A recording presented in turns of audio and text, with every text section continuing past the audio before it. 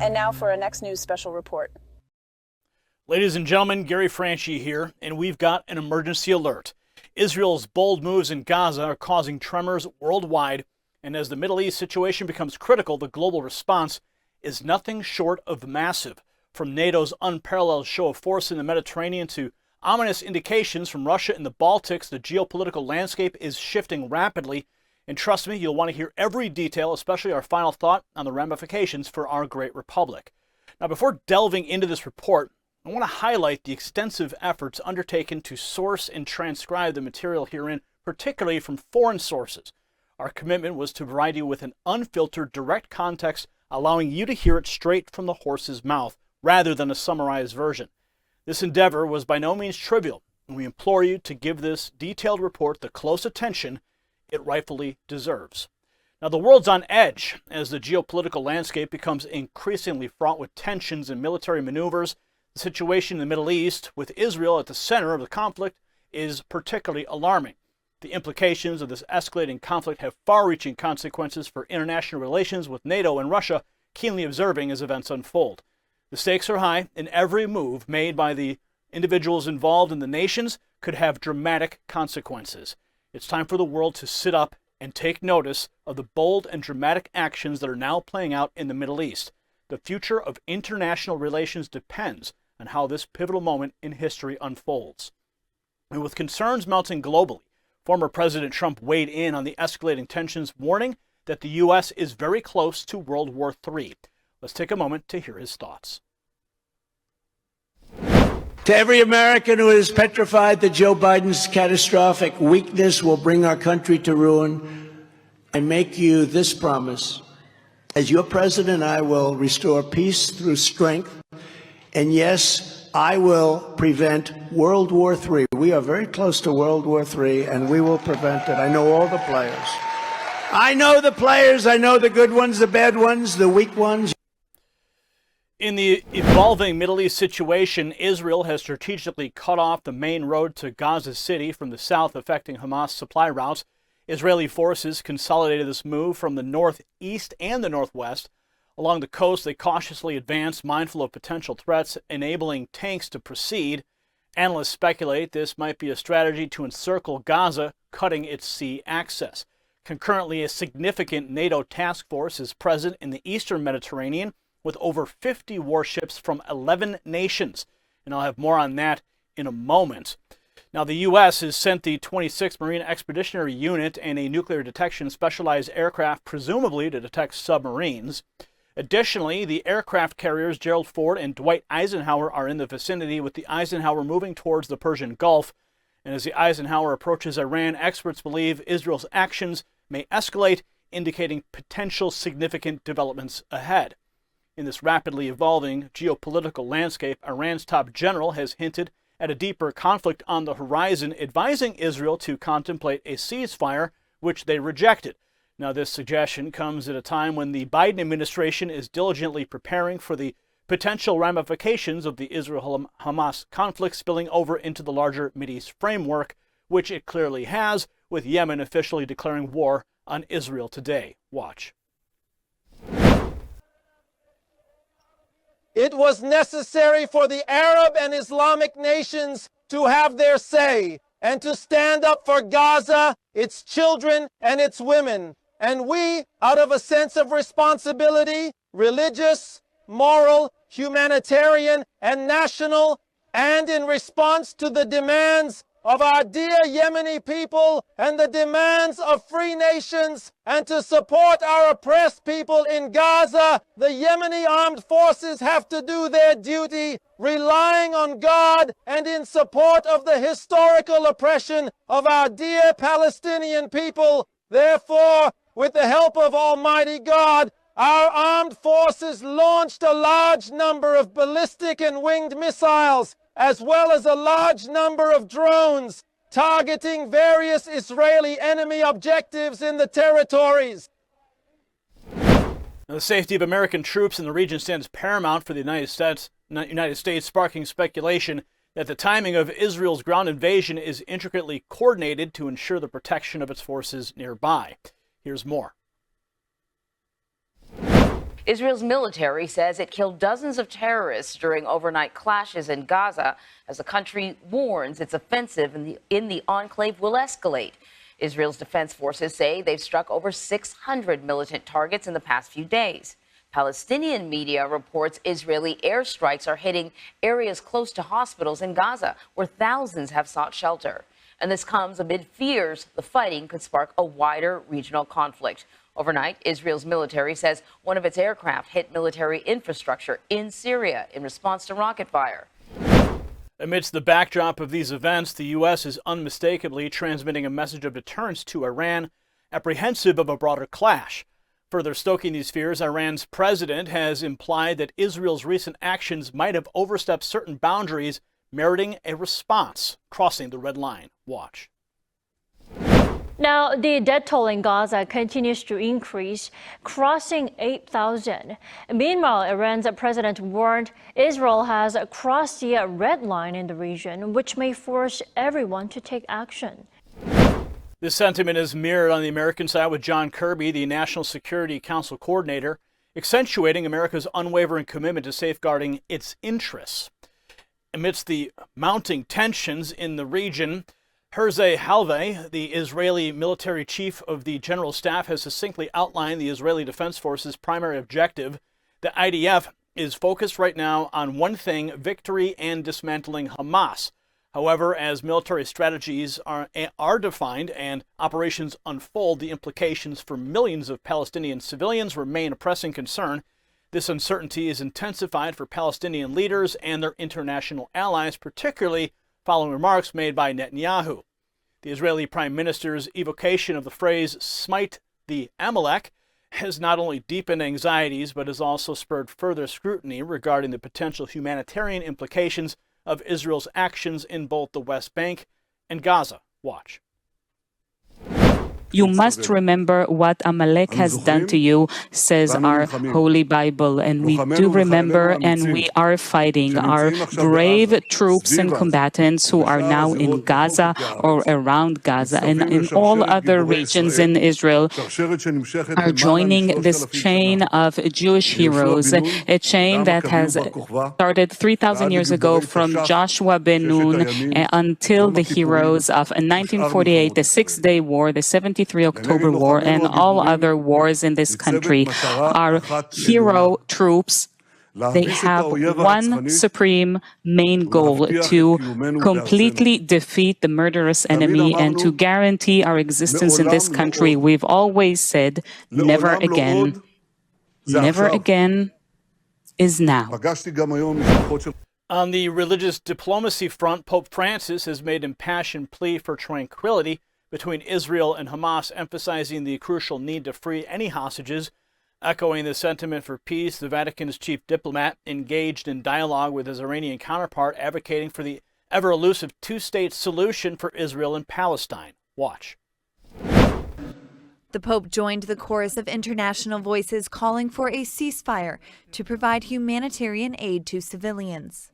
A Gaza, in particolare, si lasciano spazi per garantire gli aiuti umanitari e siano liberati subito gli ostaggi. Che nessuno abbandoni la possibilità di fermare le armi. Cessa il fuoco. But it's not just the political and religious sectors sounding alarms. The World Bank has warned of a possible surge in oil prices due to the intensifying tensions between Israel and Hamas. Such an economic ripple effect can have severe implications, potentially driving up global food prices as well. Watch.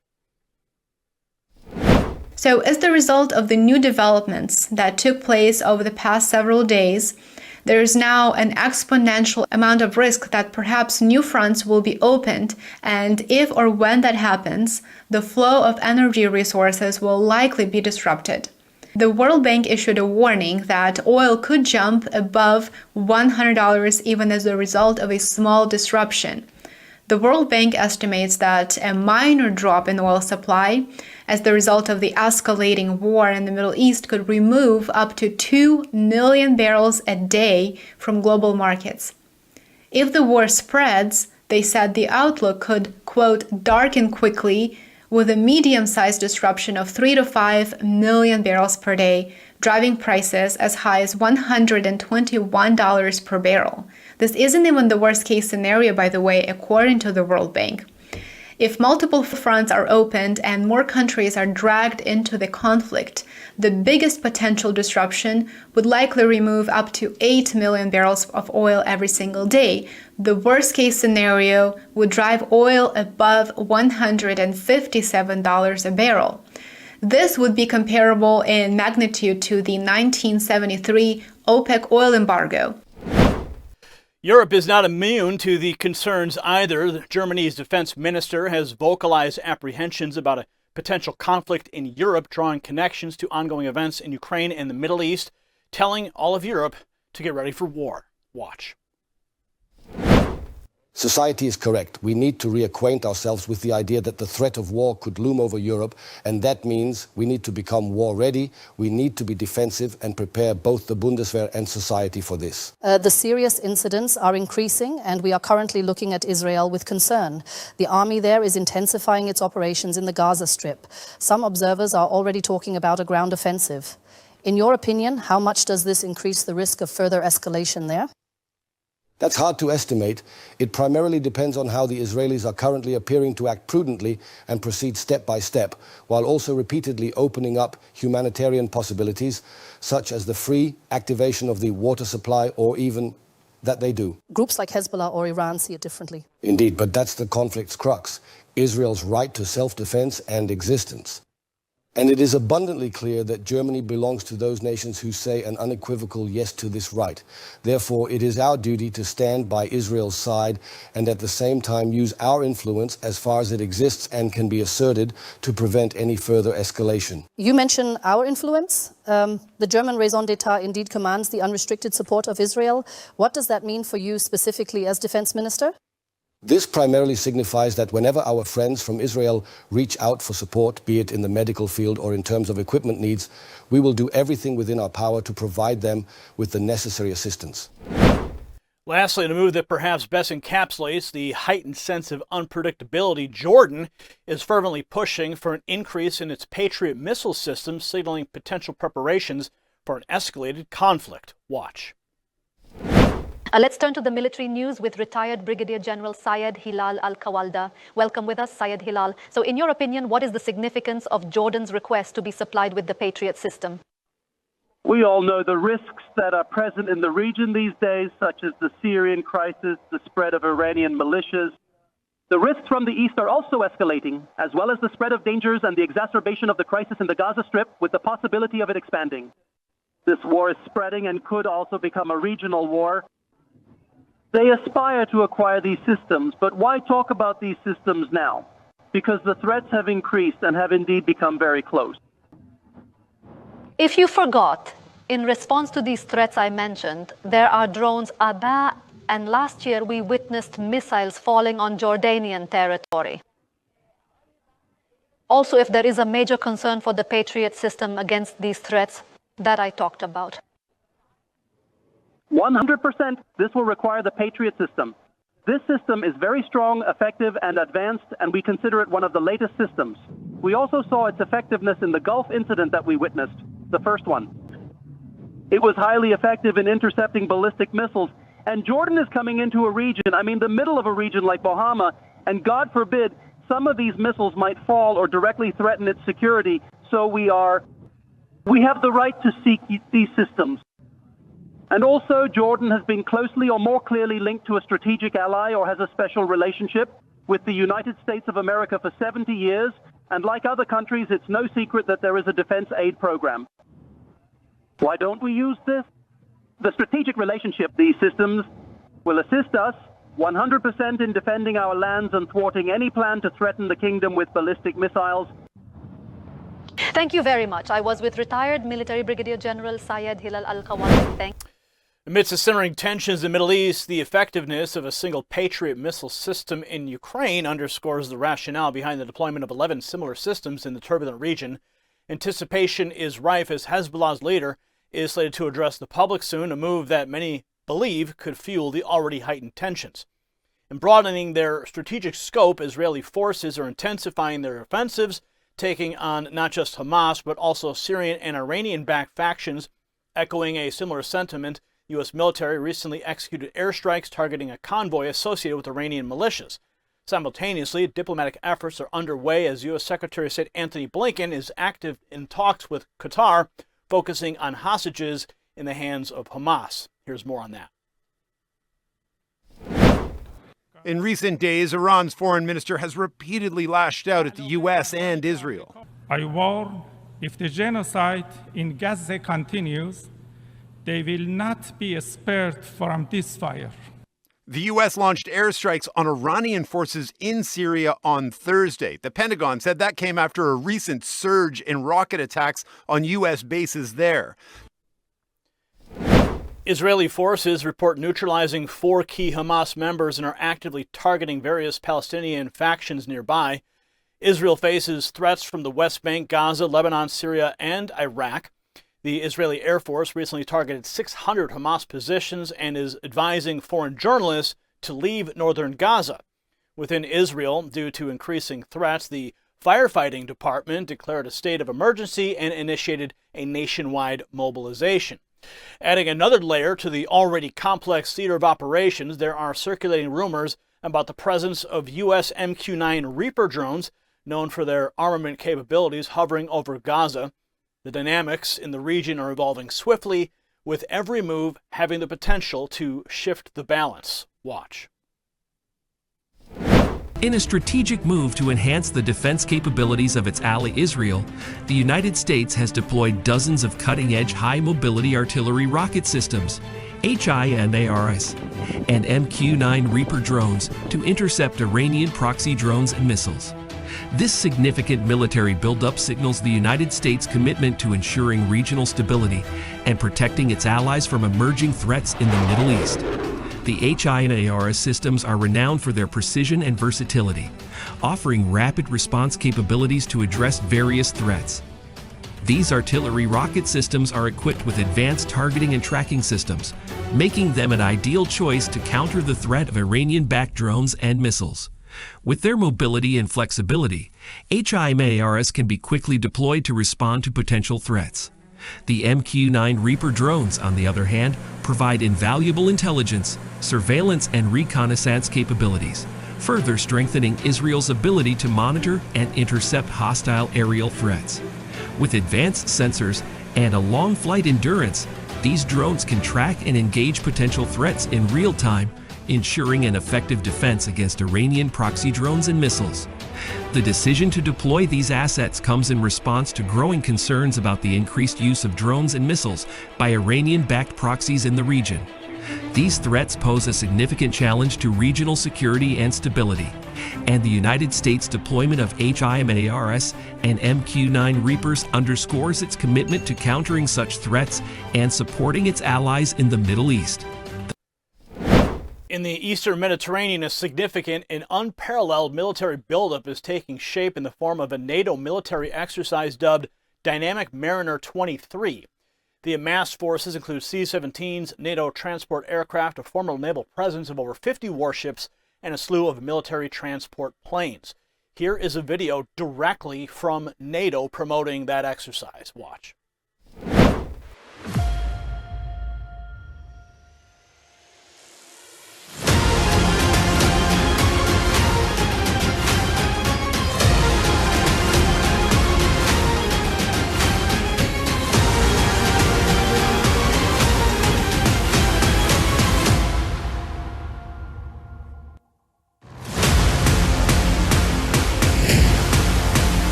Recent events have significantly altered the geopolitical dynamics, especially after the October 7th incident, which seemingly took Hamas by surprise given the direct involvement of the United States. Adding yet another layer of the complex geopolitical canvas, Canadian Special Forces have arrived in Israel.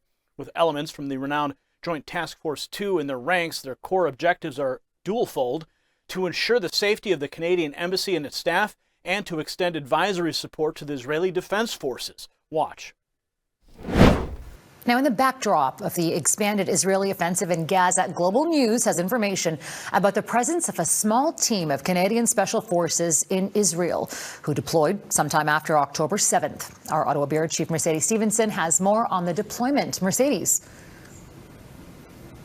Farah, Global News has learned that Canadian Special Operations Forces, including the country's most elite and secretive unit, JTF-2, have deployed to Israel, according to multiple sources with direct knowledge. The Special Forces troops will be engaged in assessing threats to the Canadian Embassy, any required embassy security and evacuation if that takes place, and they will also be liaising with the IDF. Tensions are escalating globally. Hezbollah reportedly deploys long-range rockets, with the Lebanese army neutralizing 21 launchers near Israel's border. In Europe, Russia intercepts 8 missiles from Ukraine targeting Crimea. Debates heighten over Sweden's possible NATO membership. Turkey's president supports it, but Turkish and Hungarian legislatures are undecided. NATO's increased reconnaissance in the Baltic raises fears of potential Russian actions, especially in Lithuania. And the Middle East sees heightened military activities with Israel at the epicenter. These tensions have global implications, with the world closely watching NATO's alignment with Israel and wary of Russia's Baltic moves. The international community anxiously hopes for peace amidst this geopolitical turmoil. Now, the world stands on the precipice of a potentially transformative and perilous moment. Memories of past global confrontations come rushing back, reminding us of times when nations were faced with choices between peace and devastating conflict. The rising tensions in the Middle East, marked prominently by Israel's assertive actions in Gaza and the overwhelming military deployments, are reminiscent of a tightly wound spring. With NATO's robust presence in the Mediterranean and the U.S. Navy's maneuvers in the Persian Gulf, we're witnessing the global magnitude of a crisis. Germany's stark warnings to its citizens to prepare for war further heighten the sense of impending danger. Jordan, sensing the gravity of the situation, is bolstering its defenses, notably requesting additional Patriot missile batteries to shield against ballistic missile threats. Amidst these military posturings and preparations, the desperate need for peace and diplomacy has never been more pronounced. However, prevailing signs hint more at escalation than resolution. The collective prayer and hope of humanity now lie in the pursuit of understanding diplomacy and restraint amidst this gathering storm. Congratulations, you made it to the end of the video. Now keep up your quest for truth with this next news report. And if you found our channel enlightening, join the millions who agree with you. Tap subscribe. Thank you for watching the Next News Network.